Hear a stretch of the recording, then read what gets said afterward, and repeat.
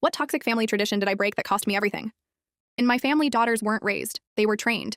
Trained to stay quiet, follow rules, and vanish the second they brought shame.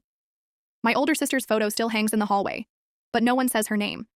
The official story was that she brought shame and paid for it. But I know the truth. She fell in love, and a week later, they found her body. After that, my mom and aunts watched me like prison guards. They chose my clothes. Nothing that showed even a hint of skin. I wasn't allowed to have friends unless our family knew their bloodline. My father taped a handwritten list to my bedroom door titled, "Rules for Daughters." Every morning, he'd check off the infractions. One mark meant a day locked in my room with no food and hours of lectures from my aunt, telling me how girls like me ruin families. At gatherings, the men would sit in the living room trading stories like trophies about daughters they saved or sent away. I'd sit in the corner, holding my little sister Laya's trembling hand. Every time a cousin or neighbor suddenly vanished, the whispers would start again. By high school, I was expected to marry a cousin from the old country. But like my sister, I fell in love. I never acted on it. We just talked near the school gate, but someone saw us, my cousin. That night, I listened from behind the hallway wall as my father and uncles calmly discussed how to make me disappear, a way no one had used before. Something untraceable. I didn't sleep for 3 days. My mind kept going to Laya. She was only 13, already next in line. That's when I knew. We had to run. I took only what I could carry.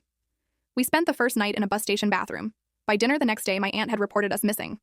By sunrise, my family called it a blood feud. The weeks that followed felt like a bad dream. We moved from shelter to shelter, always covered head to toe, always using fake names. Every time the shelter phone rang, my stomach twisted. I held Leia tighter. People started telling stories about us, that I was sick, that I had kidnapped Leia, that I had lost my mind. Some nights I almost believed them, especially when things got worse before they got better. One afternoon, we thought we were safe, but my cousins found us outside a library. They cornered us and tried to drag us to their car. I fought harder than I thought I could. We escaped, bruised but breathing. That night, while the shelter slept, I borrowed a coat, covered my face, and snuck back into the house I used to call home. I found the honor room, the room they used to plan punishments. It was filled with photos, lists, handwritten rules, every receipt of their cruelty. I lit it all with a single match.